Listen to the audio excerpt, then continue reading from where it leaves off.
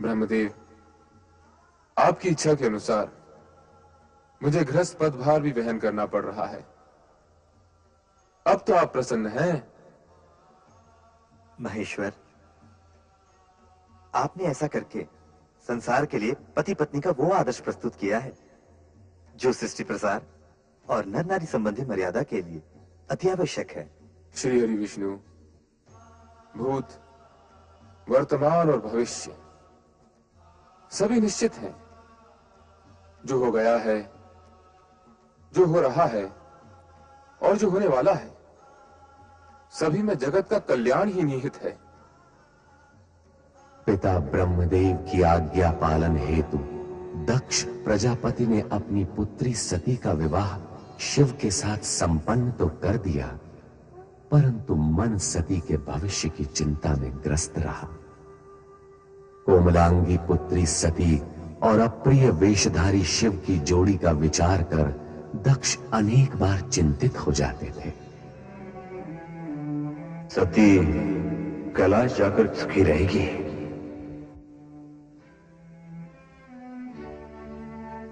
कदापि नहीं। इस राजमहल का वैभव, ऐश्वर्य उसे वहां कहां मिलेगा। नारायण नारायण।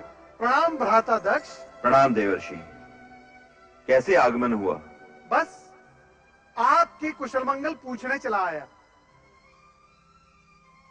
क्या बात है भ्राता दक्ष, आप कुछ चिंतित प्रतीत हो रहे हैं। चिंतित?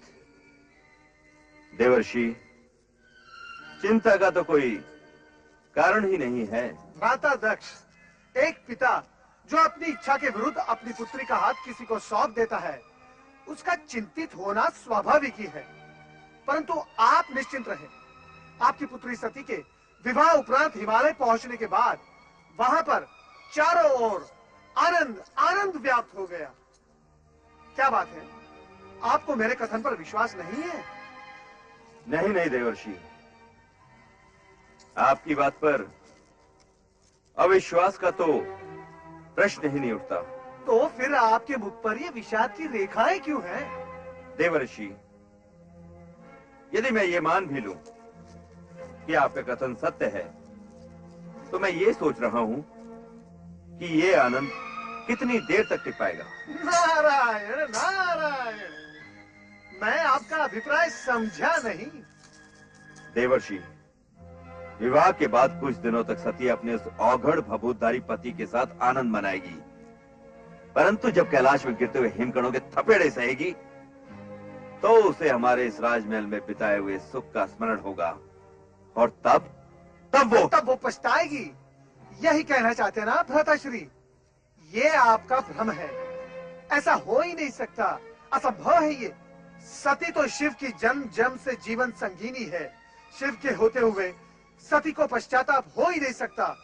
उसके जीवन में दिन प्रतिदिन सुख की वृद्धि होगी।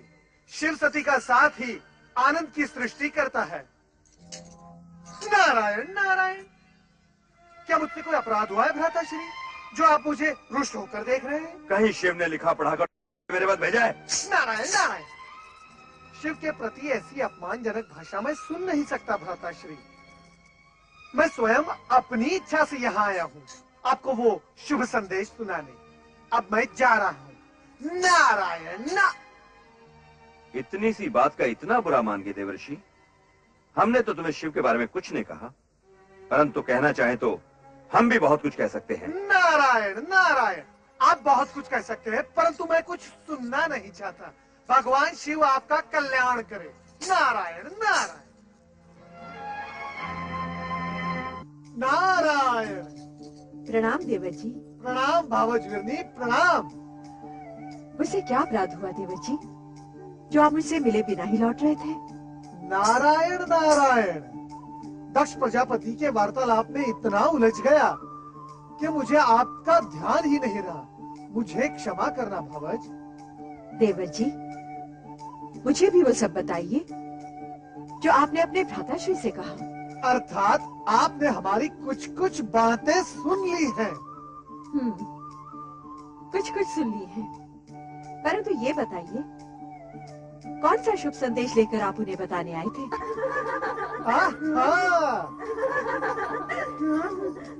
प्रणाम देवर्षि। देवियों सुखी रहो। भगवान विष्णु तुम सबकी मनोकामना पूर्ण करेंगे। हमारी बहन सती का कोई संदेश लाया है देवर्षि। नारायण नारायण। तुम्हारी बहन सती शिव जी की संगिनी बनकर संसार का सर्वोत्तम आनंद ले रही है और इससे अधिक हम कुछ नहीं बताएंगे। नारायण नारायण। इससे अधिक हम कुछ जानना भी नहीं चाहती। हमारी बहन सुखी रहे, बस यही हम सबकी इच्छा है। क्यों माताश्री? हाँ बेटी, आज देवर जी ने ये शुभ समाचार सुनाकर हमारी सारी आशंकाओं का अंत किया है। आप हमारे धन्यवाद के पात्र हैं देवर जी। धन्यवाद के पात्र है तो देवर्षि का अतिथि सत्कार तो होना ही चाहिए। आइए देवर्षि, आज हम सब आपका मुंह मीठा कराएंगे। नारायण नारायण। देवियों, ये शुभ अवसर अब तुम्हारे विवाह में ही आएगा। अब मुझे आज्ञा दे। सुनिए तो देवर जी, इन देवियों के विवाह की तैयारियां कीजिए, अन्यथा विलंब हो जाएगा। भावय नारायण नारायण। रोहिणी, नारद जी किसके विवाह की बात कहकर गए अभी अभी? मैं क्या जानूं, तुम ही पूछ लो ना माताश्री से। तुम सबके विवाह की बात कर रहे थे देवर जी, और उनकी भविष्यवाणी कभी असत्य नहीं होती, समझी? देवर्षि नारद ने वीरणी, दक्ष तथा उनकी कन्याओं की समस्या का समाधान तो किया, किंतु रति शिव सती विवाह में सम्मिलित न होने के कारण चिंतित है। स्वयं कामदेव आकर रति को शांत करते हैं और स्पष्ट करते हैं कि उन्हें विवाह में न सही, शिव सती में भौतिक इच्छा उत्पन्न करने के लिए तो कैलाश जाना ही है। प्रिय, तुम कहाँ हो? रति, रति, तुम कहाँ हो प्रिय? रति, तुम कहाँ हो? रति, रति, तुम कहाँ हो? तुम कहाँ हो प्रिय? प्रिय, तुम कहाँ हो? अरे तुम यहाँ हो? क्या बात है रति, तुम मुझसे रुष्ट हो? अरे कुछ तो बोलो, तुम्हारा यह मौन मुझे व्यथित कर रहा है। हाँ, मैं आपसे रुष्ट हूँ। मेरी त्रुटि? शिव सती के शुभ विवाह पर स्वर्ग के सभी देवी देवता और अप्सराएं सम्मिलित हुई, किंतु ना आप गए ना ही मुझे जाने दिया। क्यों स्वामी? इसलिए कि हमें ऐसा ही आदेश था। किसका? परमपिता ब्रह्मा जी का। उन्होंने कहा था कि हमारी उपस्थिति की आवश्यकता शिव सती विवाह के पश्चात ही होगी। इस बात से परमपिता का तात्पर्य? हमें ही अपने हाव भावों, संकेतों और पुष्प बाणों की वर्षा से शिव और सती में मिलन इच्छा जागृत करनी होगी। उन्हें दाम्पत्य धर्म के निर्वाह के लिए प्रेरित करना होगा। देव मनमत, देवी रति, परमपिता ब्रह्मा जी ने हम तीनों को तुरंत कैलाश पर्वत पहुंचने का आदेश दिया है। वसंत, परमपिता ब्रह्मा के आदेश का पालन हम अवश्य करेंगे। हम तीनों कैलाश जाएंगे।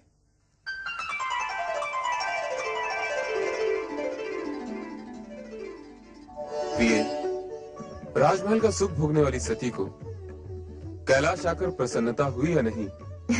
स्वामी, आपके चरणों में जो स्थान मिल गया है, इससे अधिक प्रसन्नता और क्या होगी?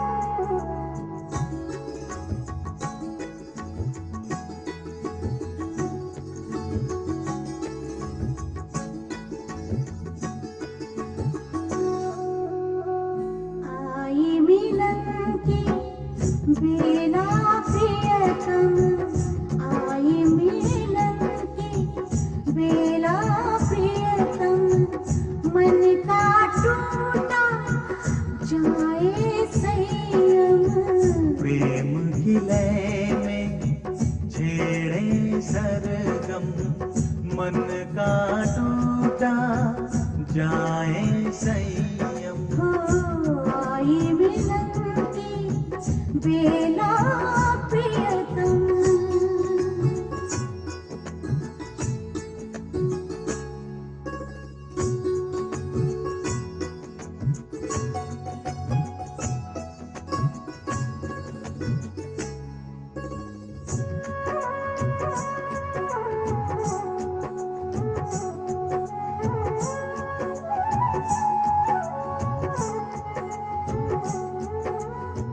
चिरनिद्रा से काम न जागी कोमल सी कोई भाव न जागी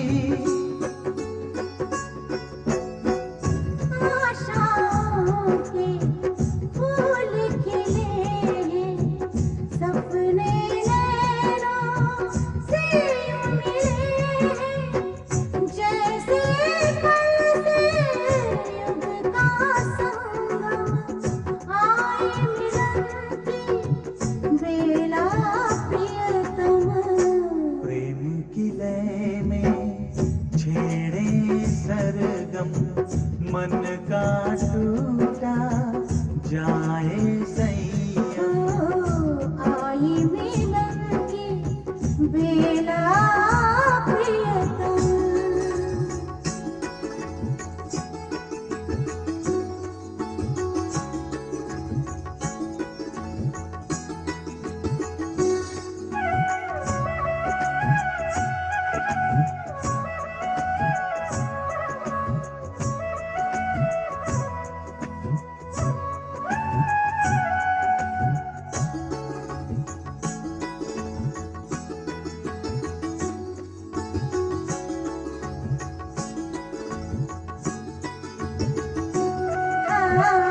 पेड़ों से लिपटी है लताएं दसों दिशाएं रस झलकाएं हो ऐसे में हम तुम खो जाए जो न थे वो हम हो जाए समय गति को करके माधम आई मिलन की बेला प्रियतम प्रेम की लय में छेड़े सरगम मन का टूटा जाए संयम आई मिलन की बेला प्रियतम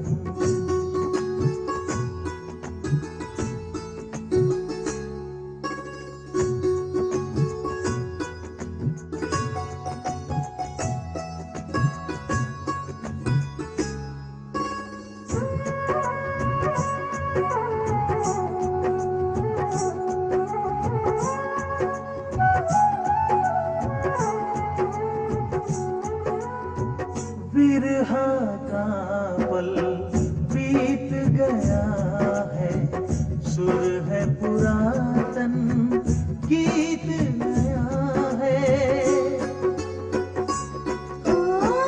नभ धरती का देखो आलिंगन करता हमारा वो अभिवादन तोड़े के सारे बंधन नियम आई मिलन की बेला प्रियतम प्रेम की लय में छेड़े सरगम मन का टूटा जाए संयम आई मिलन की बेला प्रियतम आई मिलन की बेला प्रियतम नारायण नारायण। ओम नमो भगवते वासुदेवाय। आओ नारद, आपने शिव सती के आनंद लीला के दर्शन किए अथवा नहीं? प्रभु, वो एक अद्भुत दृश्य था। उस आनंदमय रूप में अलौकिक नवदंपति को देखना स्वयं में एक विचित्र अनुभव था। तो क्या आप इस आनंद लीला का रहस्य समझे नारद? नारायण नारायण। मैं बाल ब्रह्मचारी भला इस गूढ़ रहस्य को कैसे समझ पाऊंगा? श्री हरि, आप इस पर तनिक प्रकाश डाले तो अच्छा होगा। यह प्रकृति और पुरुष का संगम है। इनकी यह आनंद लीला सृष्टि में नूतन घटनाओं का सृजन करेंगी। क्या इस सृजन का संबंध विष्णु प्रिय लक्ष्मी के आगमन से है? देखिए आगे क्या होता है। सत्य है प्रभु, सत्य है। भविष्य की बात तो भोलेनाथ ही जाने, परंतु श्रीहरि, आपके मन की बात कुछ कुछ मैं समझ गया हूँ, परंतु शिव सती की लीला का रहस्य समझना निस्संदेह कठिन है। नारायण नारायण।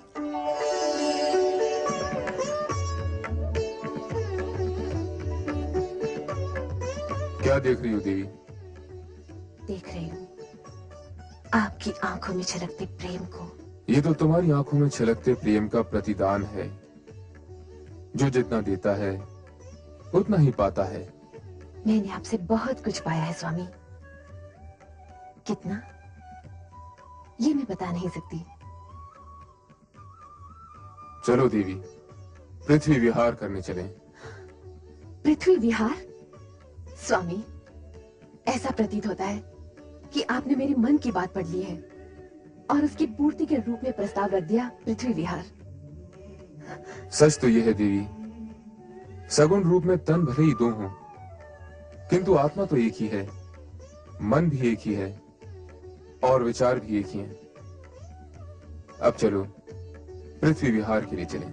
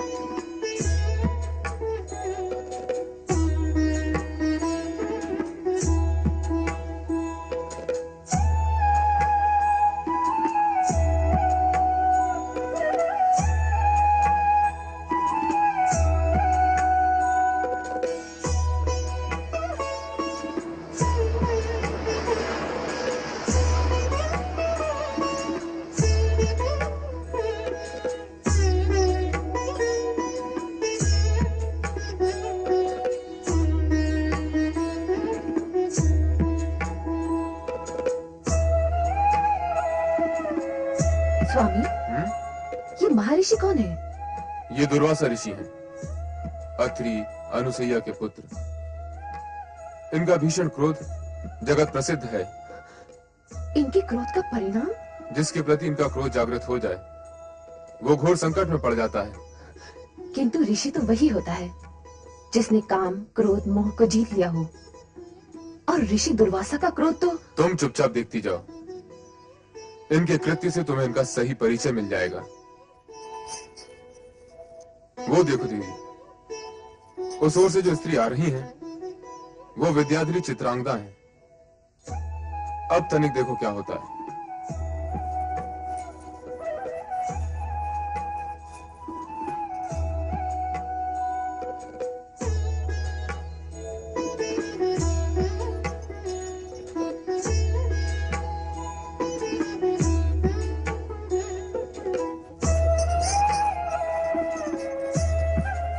ऋषिवर, मेरा प्रणाम स्वीकार करें। तुम्हारा कल्याण हो।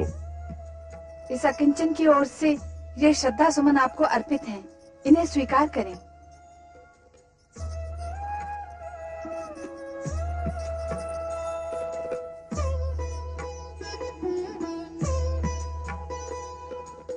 मैं ऋषि वैरागी उस विद्याधरी से पुष्पमाला लेना और उसका प्रयोग करना मुझे शोभा नहीं देता।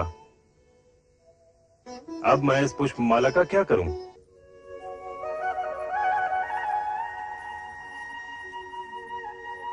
इंद्र। स्वामी, पृथ्वी भ्रमण का आनंद ही अनूठा है।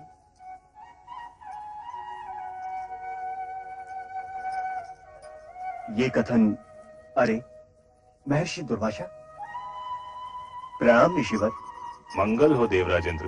देवी शची, मैं तुम्हें एक भेंट देने का इच्छुक हूं, स्वीकार करोगे? ऋषिवर, आपकी दी हुई भेंट हम कैसे अस्वीकार कर सकते हैं?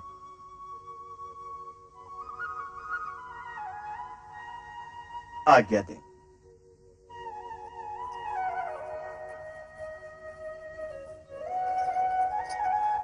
ये लीजिए देवी।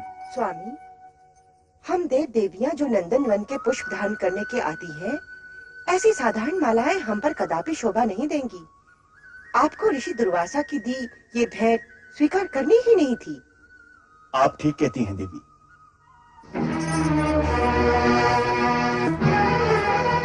प्रिय, अब हमारा आप तो करुणा निधि हैं, भक्तों के उद्धारक हैं। देवताओं की भी आप पर अपार श्रद्धा और भक्ति है। उन्हें संकट से उबारना आपका परम कर्तव्य है। जब हमारे उन भक्तों को हमारे पास आने की प्रेरणा मिलेगी, तब हम अपना ये कर्तव्य अवश्य निभाएंगे। परंतु समय से पहले देवताओं को स्वर्ग सुख का अधिकार नहीं मिल सकता। असुराधिराज स्वर्गाधिपति महाराज बलि की। असुराधिराज स्वर्गाधिपति महाराज बलि की। महाराज बलि की। महाराज बलि की।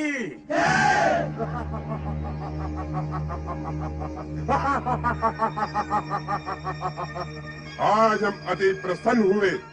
देवता यहाँ से पलायन कर गए। उनकी पराजय विजय श्री का रूप धारण करके हमारे चरणों में नतमस्तक है।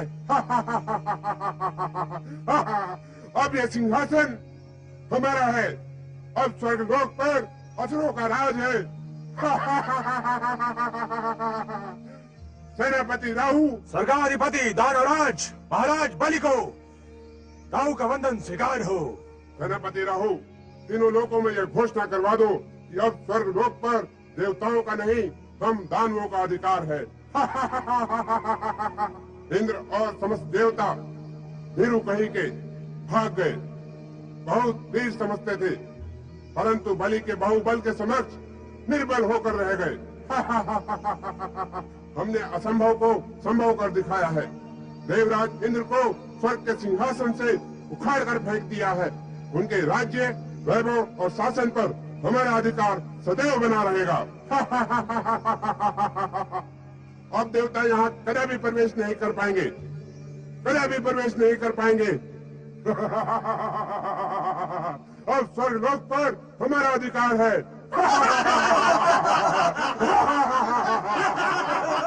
असंभव, असंभव। स्वर्ग से हमें अपदस्थ करना असंभव है। स्वर्ग हमारा है। इस स्वर्ग पर हमारा जन्म सिद्ध अधिकार है। असुरों की प्रकृति निरंकुश है। उन्हें नियमों में बांधना कठिन है। वो बलशाली भी है। उनकी आसुरी शक्तियों से जीतना हम देवताओं के लिए असंभव है। ऐसी बातें करके आप हमारे मनोबल को ना गिराइए वरुण देव। हम ब्रह्मदेव की शरण में इसीलिए आए हैं कि वो हमारा मार्गदर्शन करे और इस संकटकालीन स्थिति से हमें उबारे। पता नहीं देवऋषि नारद इस समय कहाँ होंगे। अपनी वाक्पटुता से किसी को प्रभावित करने की कला जो उनके पास है, वो हम में से किसी के पास भी नहीं है। नारायण नारायण। धन्यवाद स्वर्गाधिपति इंद्र, धन्यवाद। किसी भी संदर्भ में आज आपने इस हरिभक्त नारद की प्रशंसा तो की। आइए परमपिता ब्रह्मा के समक्ष अपनी समस्या रखिए। आइए। नारायण नारायण नारायण नारायण। परमपिता ब्रह्मा, आज देवराज इंद्र और समस्त देवगण आपके समक्ष एक गंभीर समस्या लेकर उपस्थित हुए हैं। हे सृष्टिकर्ता ब्रह्मा जी, हम पर घोर अत्याचार हुआ है।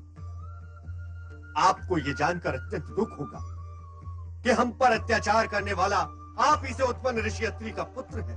हम दुर्वासा के क्रोध से भली-भांति परिचित हैं। किंतु ब्रह्मदेव, सर्वप्रथम तो एक ऋषि को अपने क्रोध पर ही विजय पानी चाहिए। दूसरी बात ये कि क्रोध करने का कोई कारण भी तो होना चाहिए।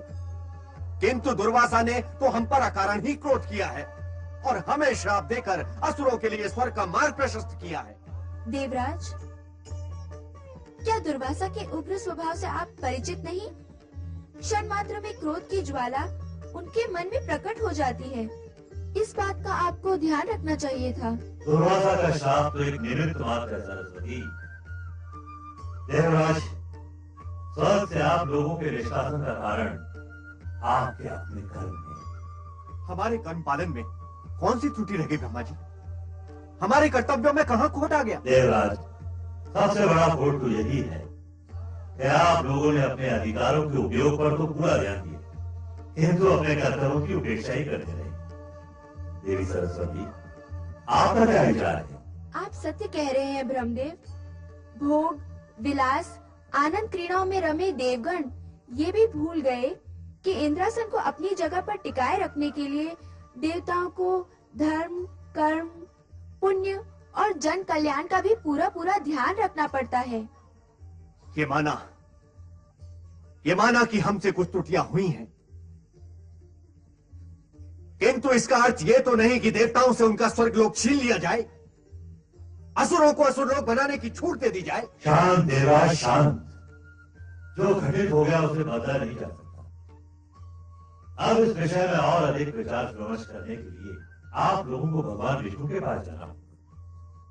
वो देवताओं के परम हितैषी एवं शुभ चिंतक हैं। हे चतुरानंद, यदि नारायण के सम्मुख आप ही हमारा प्रतिनिधित्व करें तो अति उत्तम होगा। भगवान श्री हरि विष्णु आपकी समस्या से अवगत है देवराज। आपको मार्गदर्शन मिल गया, किंतु उस पर चलना आप ही का काम है। हमें विश्वास है चतुर्भुजधारी विष्णु आपकी समस्या का कोई न कोई समाधान अवश्य ढूंढ निकालेंगे। जय वैकुंठ धाम।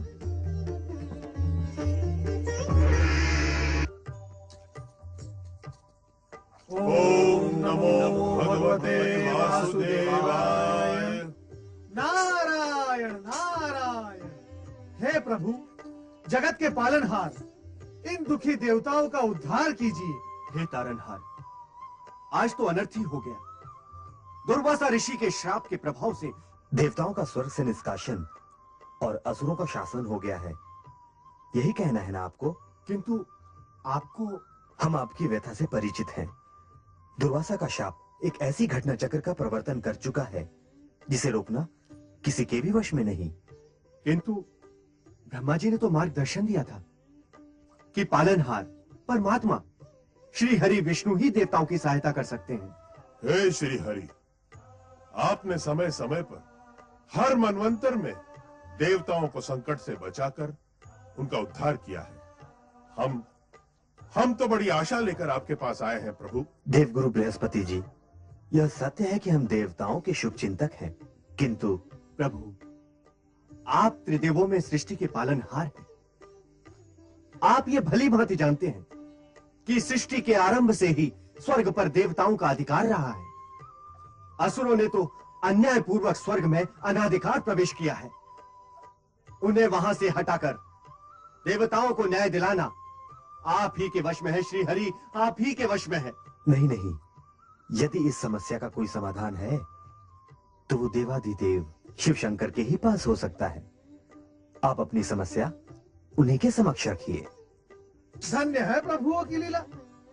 अब आपकी समस्या के समाधान के लिए देवगणों, आपको कैलाश की ओर प्रस्थान करना होगा।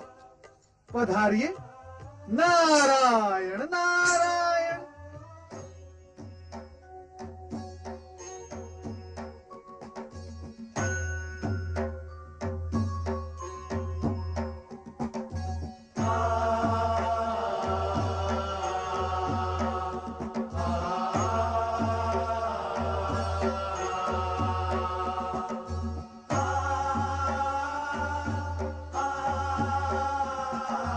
आपके श्री चरणों में हमारा अभिवादन स्वीकार हो देवी सती।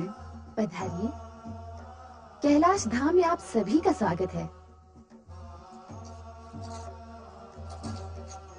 देवराज और देवगणों के साथ जो अन्याय हुआ है उसका मुझे अत्यधिक दुख है। इस विषय में मेरी स्वामी से भी चर्चा हुई थी।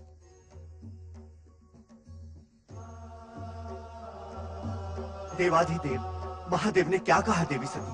कहा तो कुछ नहीं, किंतु उनकी बातों से लगा आपके उद्धार हेतु उनके पास कोई न कोई उपाय अवश्य है। त्रिभुवनपति महादेव शिव शंकर की जय।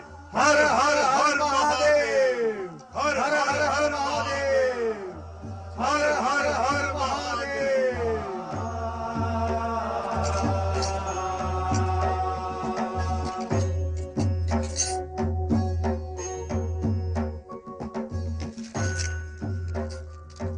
चराचरपति महादेव, इन देवताओं पर वज्रपात सा हुआ है। अपने ही निवास से निष्कासित, दीनहीन, भटकते हुए श्री हरि के आदेश अनुसार आपके पास बड़ी आशा लेकर आए हैं। प्रिय नारद, जो भी घट रहा है नया नहीं है। अच्छाई और बुराई का संघर्ष तो सदा ही चलता रहा है। कभी अच्छाई का पलड़ा भारी तो कभी बुराई का। किंतु सदाशिव, हमने किसी का क्या बुरा किया था कि क्रोध में ऋषि दुर्वासा ने इतना बड़ा श्राप दे दिया? हम देवों के साथ इतना बड़ा अन्याय? जो अन्याय आपके साथ हुआ है वो कभी असुरों के साथ भी हुआ था।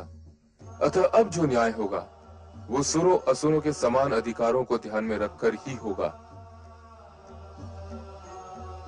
आपको मेरी इस बात से आघात लगा होगा, किंतु ये सत्य है कि इस समस्या का समाधान सुरों असुरों को मिलकर ही निकालना होगा। और वो समाधान है समुद्र मंथन। समुद्र मंथन? भयभीत होने की आवश्यकता नहीं। समुद्र मंथन के बाद कई ऐसी घटनाओं का जन्म होगा जो देवताओं के हित में होंगी। समुद्र से निकलने वाले रत्नों का विभाजन सुरों असुरों की योग्यता के अनुसार ही होगा। क्यों देवराजन, आपको कोई संशय है? नहीं देवाधिदेव, किंतु असुरों का सेनापति राहु हठी स्वभाव का है। समुद्र मंथन का ये प्रस्ताव उसे स्वीकार होगा या नहीं, मुझे इसमें संशय है प्रभु। राहु को सहमत करने का दायित्व हम देवऋषि नारद को सौंपते हैं। क्यों नारद? मैं अवश्य प्रयास करूंगा महादेव कि असुर सेनापति राहु समुद्र मंथन के प्रस्ताव को मान ले। नहीं, दुष्ट देवताओं का कोई भी प्रस्ताव हमें स्वीकार नहीं। समुद्र मंथन का मत भी हमें स्वीकार नहीं। लगता है इसमें भी देवताओं का कोई नवीन षड्यंत्र है। नारायण नारायण, इतने शक्तिशाली होने पर भी देवताओं से भयभीत हो रहे हो? कदापि नहीं। हमारे द्वारा देवताओं को स्वर्ग से बाहर खदेड़ना इस बात का ठोस प्रमाण है कि हम देवताओं से अधिक शक्तिशाली हैं। वास्तव में तुमने तो होनी को अनहोनी कर दिखाया है।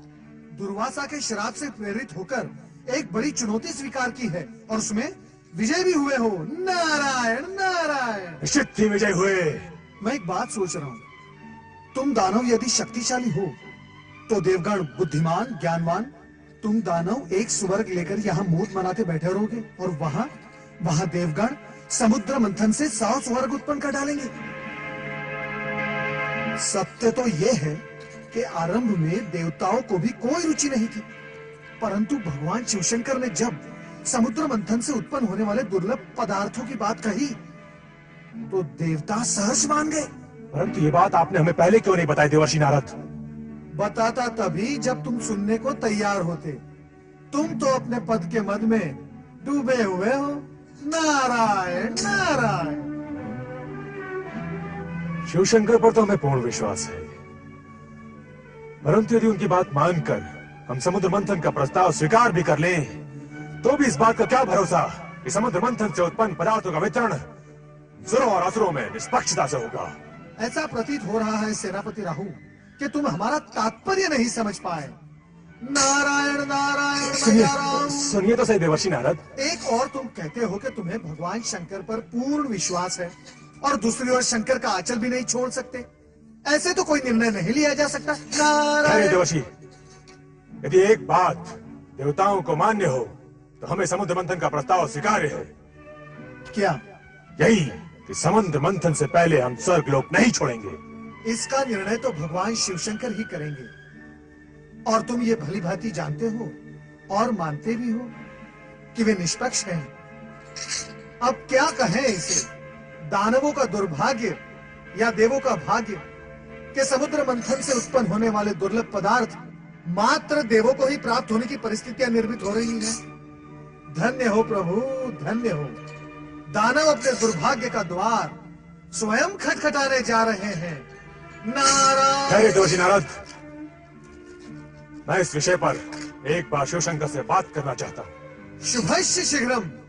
देवादिदेव महादेव और सेनापति राहु एक दूसरे से भली भांति परिचित हैं। चलो चले कैलाश।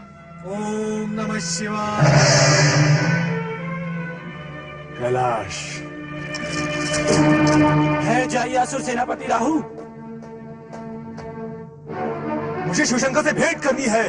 कैलाशपति अभी ध्यान में है, तुम्हें प्रतीक्षा करनी होगी। बात महत्वपूर्ण है, मैं प्रतीक्षा नहीं कर सकता। शिवशंकर, महेश्वर, मेरा मार्ग मत रोको, नहीं तो अनिष्ट हो जाएगा। नारायण नारायण नारायण नारायण। शांत हो जाओ शिवगणों, शांत हो जाओ। अतिथि के साथ ऐसा व्यवहार शोभा नहीं देता। किंतु ऋषिवर, ये हमारे शिवजी के ध्यान में बाधा डाल रहे हैं, इनसे कहिए कि बाद में आए। नारायण नारायण, ये बाधा नहीं डालेंगे। महादेव शिवशंकर की आज्ञा से ही वे यहाँ पधारे हैं। पधारिए पधारिए राहु, पधारिए।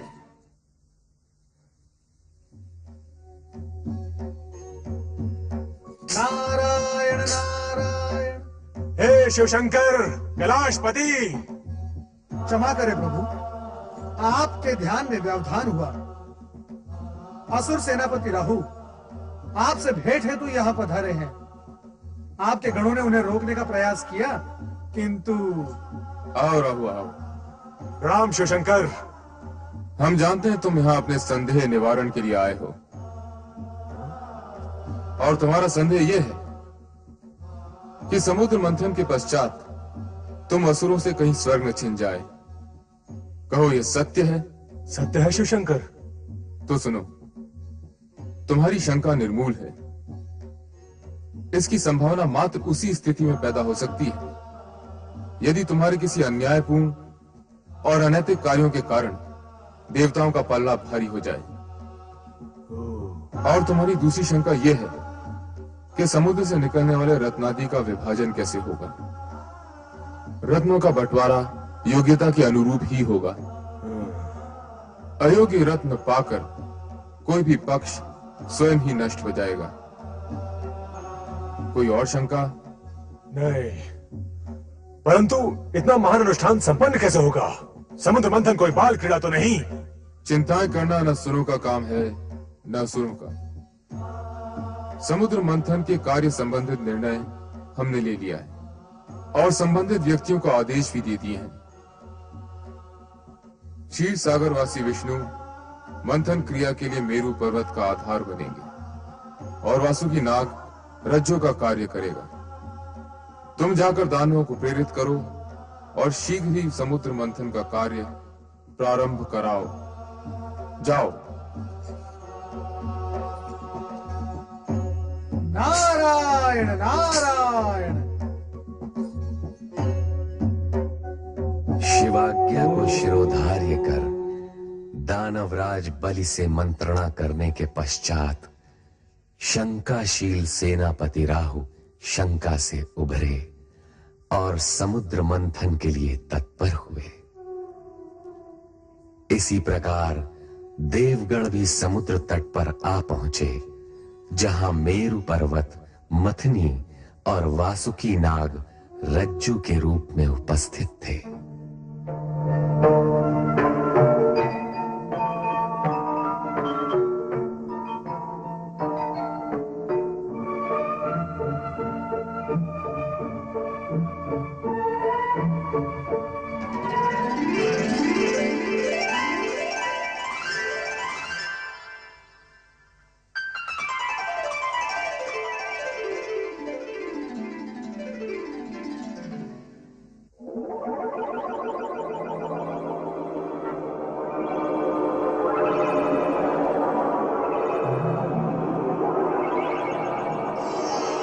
हे देवगण, हे असुरों, समुद्र मंथन का कार्य आरंभ हो।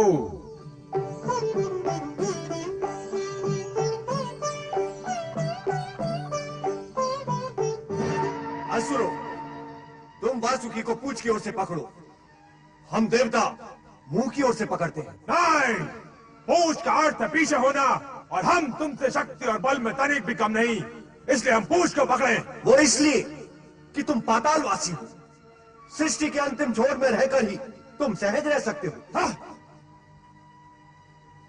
कान में कौन सा मंत्र फूक रहे हो मणिराज? मंत्र?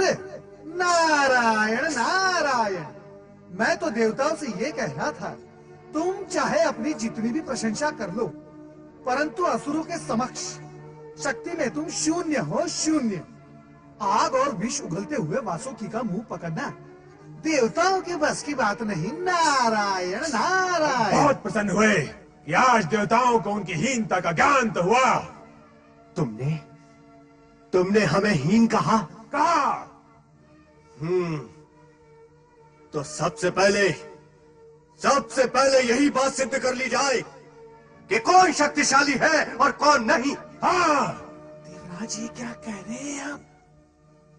वासुकी के मुख से निकलने वाले विष से बचने के लिए मैंने ये सब सुहाग रचा था, और आप शत्रुता पर उतर आए। सभी देवता वासुकी की पूंछ की ओर रहेंगे और हम असुर मुख की ओर रहेंगे। हाँ।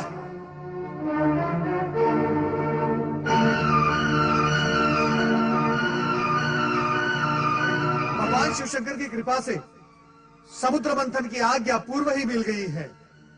शुभ कार्य में विलंब नहीं होना चाहिए, वो उचित नहीं। बोलिए भगवान शिव शंकर की जय। भगवान शिव शंकर की जय।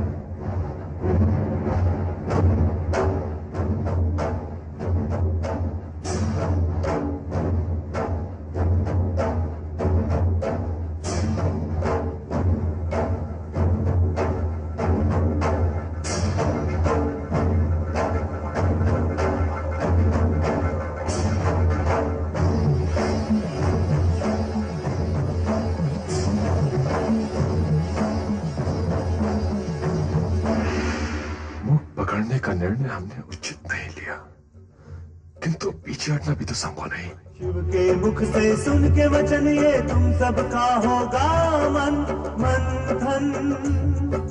सुर असुरों द्वारा विदुनावश आरंभ हुआ सागर मंथन। सागर मंथन, सागर मंथन, सागर मंथन, सागर मंथन।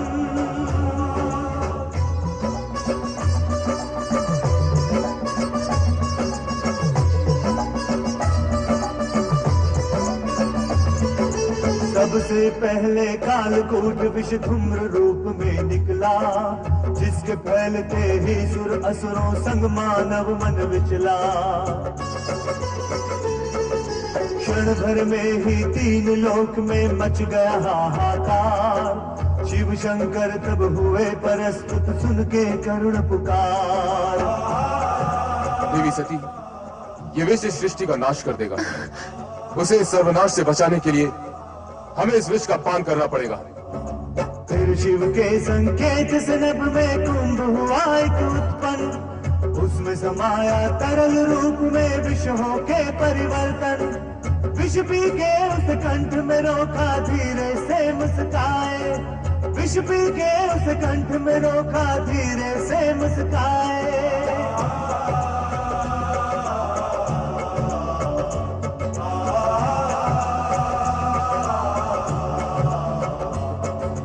जग कल्याण हुआ शिव शंकर नीलकंठ कहलाए। नीलकंठ कहलाए, नीलकंठ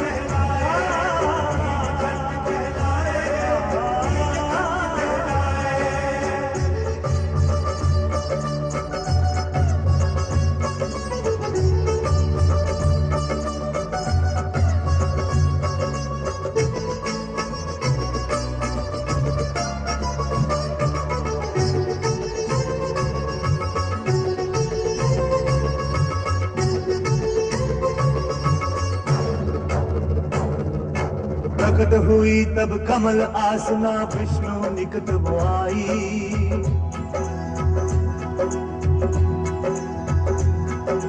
पतिमान लक्ष्मी ने उनको वरमाला पहनाई।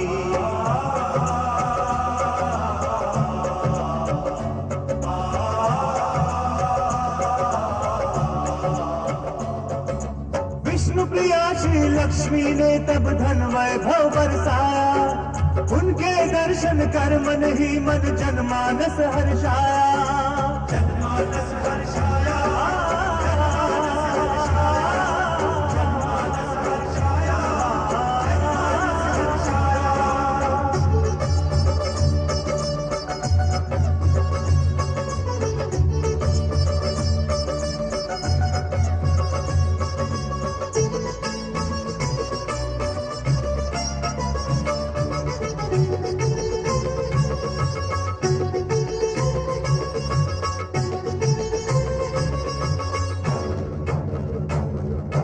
कौस्तुभ मणि श्री विष्णु जी के कंठ की आगे शोभा बनी। सेनापति राहु ने देखा क्रोध से उसकी भ्रुकुटी तनी। कामधेनु परिजात रावत उच्च शिवा कर शोर। रंभा अप्सरा सखियों के संग चली स्वर्ग की ओर। नैया भाले चंद्र जो निकले शिव की शरण में आए। भोले बाबा शिव शंकर तब चंद्रमौली कहलाए। चंद्रमौली कहलाए।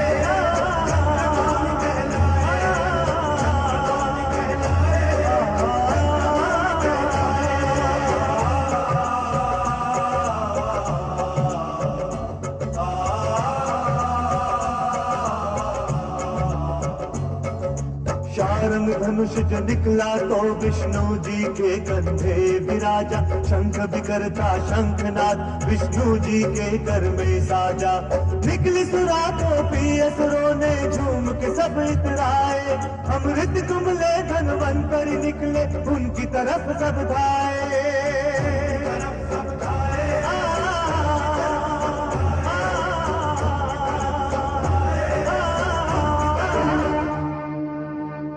त्रिलोकीनाथ, त्रिलोकीनाथ, हे त्रिलोकीनाथ, कुछ कीजिए अन्यथा अनर्थ हो जाएगा। हे जगदीश्वर, राक्षसों को यदि अमृत कलश प्राप्त हो गया तो उसे पीकर वे अमर हो जाएंगे और इन देवताओं के लिए नई बाधाएं उपस्थित हो जाएंगी। चिंता न करो नारद, अमृत देवताओं को ही प्राप्त होगा।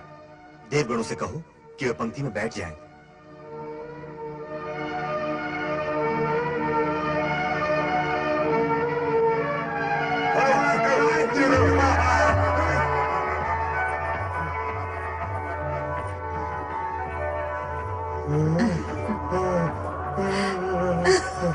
ये अप्सरा है या कौन है?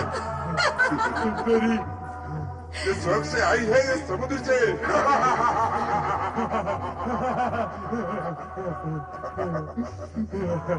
कहीं से भी आई हो, पहले अमृत पान तो कर ले।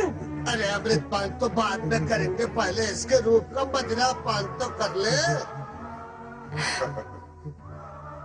रूप की रानी रूपमती, तुम कौन हो? कहाँ से आई हो? मैं कौन हूँ और कहाँ से आई हूँ? इन व्यर्थ के प्रश्नों में क्यों अपना समय नष्ट करते हो? सद्पुरुषों, केवल इतना जानो कि मैं तुम्हारी हूँ और तुम्हारे लिए आई हूँ। तुम्हारे लिए आई हो? मन के महल की महारानी, ये तो बताओ यार किस लिए आई हो? तुम सभी को अमृत पान करवाने, अमृत पान करवाने के पश्चात तुम्हें सौंदर्य पान करवाऊंगी।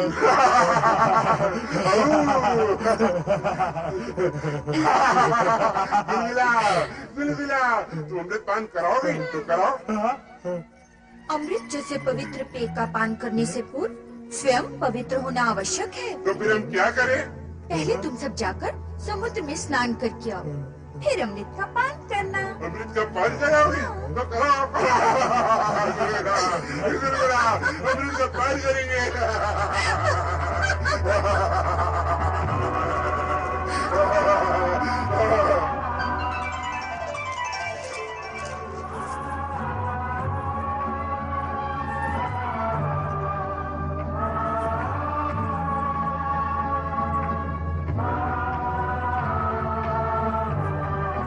ये देव नहीं, राक्षस है। हाँ, राक्षस है, हाँ, राक्षस है, राक्षस।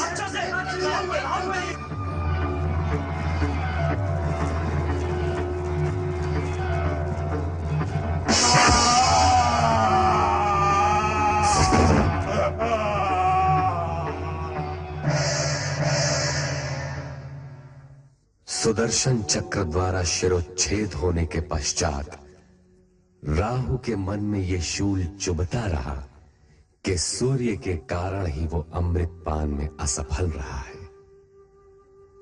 तभी से वो प्रतिशोधवश सूर्य को ग्रसता आ रहा है। असुरों के पाताल पलायन के पश्चात देवगणों का स्वर्ग पर अधिकार हो गया तथा विष्णु लक्ष्मी सहित बैकुंठ लोक में प्रतिष्ठित हो गए।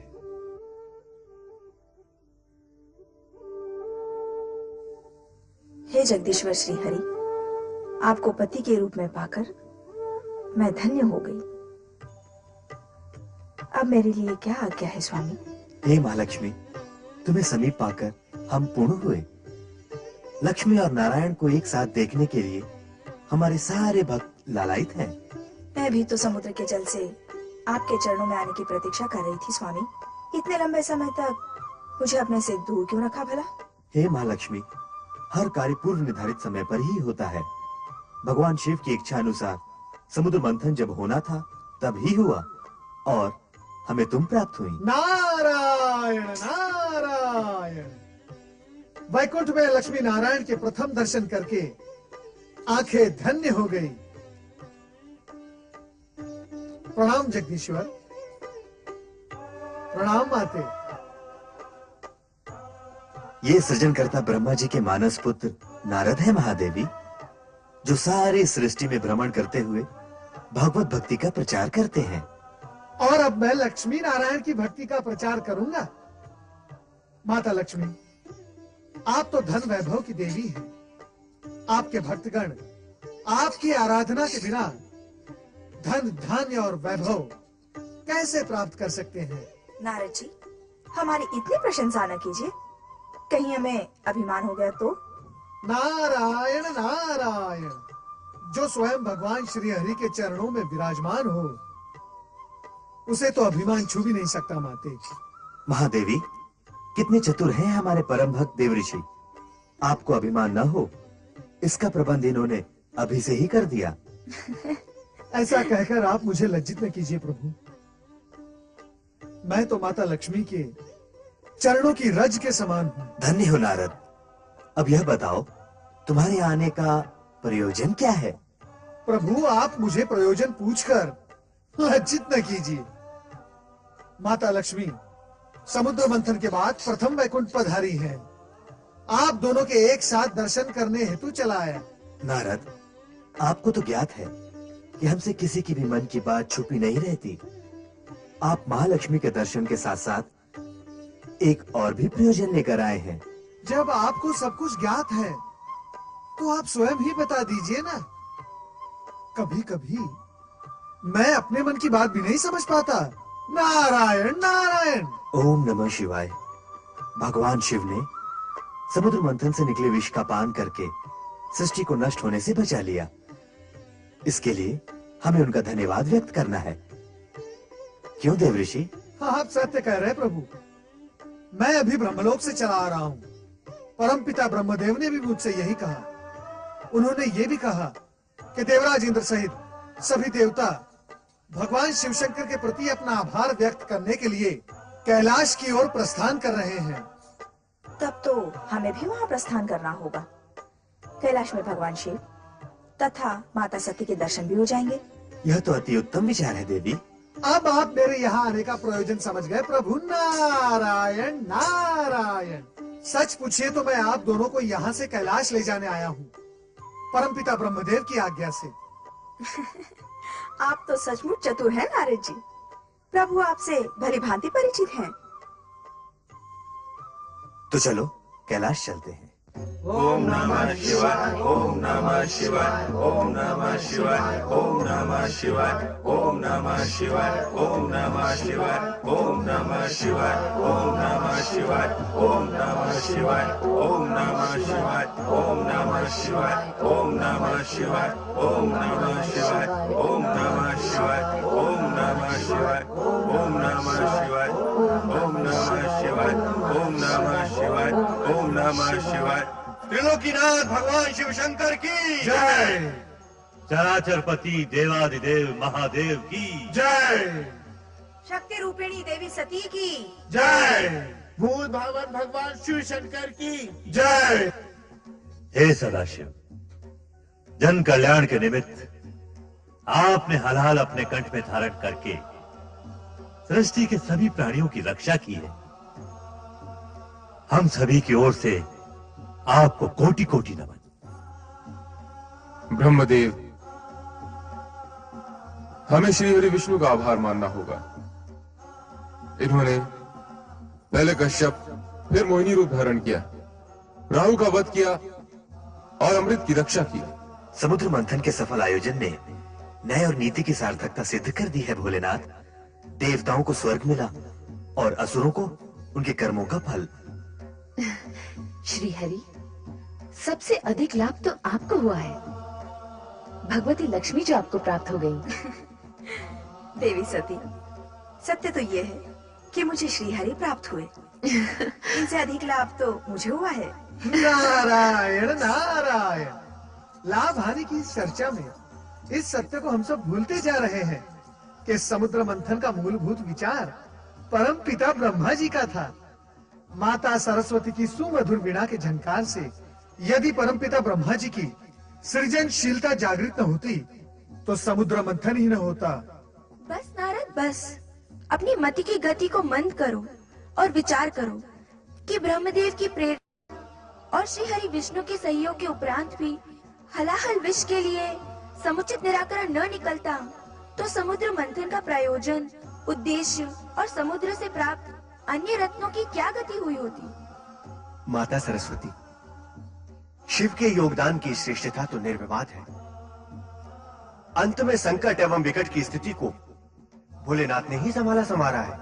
देवराज, मेरी स्तुति करने की अपेक्षा समुद्र मंथन के आयोजन तथा संपूर्ण प्रक्रिया से कुछ संदेश ग्रहण करेंगे तो हमारी सफलता और मंथन का कार्य सार्थक होगा।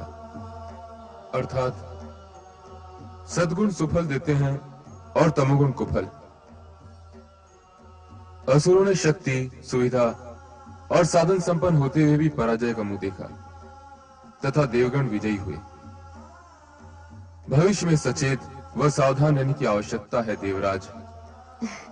स्वामी, आपके अंतिम शब्दों से तो ऐसा लगता है जैसे आप सबको विदा करने की इच्छुक हैं।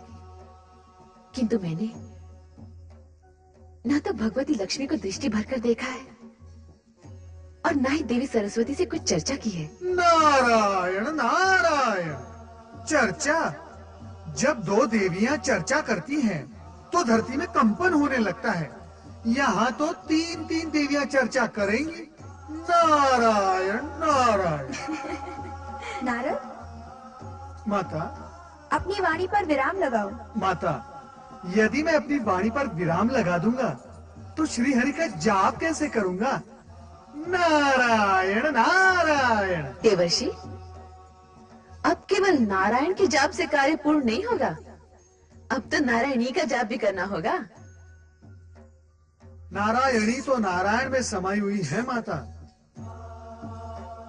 क्यों माता लक्ष्मी, सत्य है ना?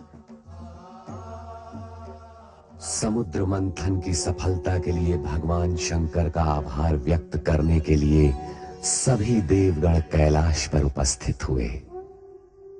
नीलकंठ भगवान शिव के हर कार्य में जगत का कल्याण ही निहित होता है।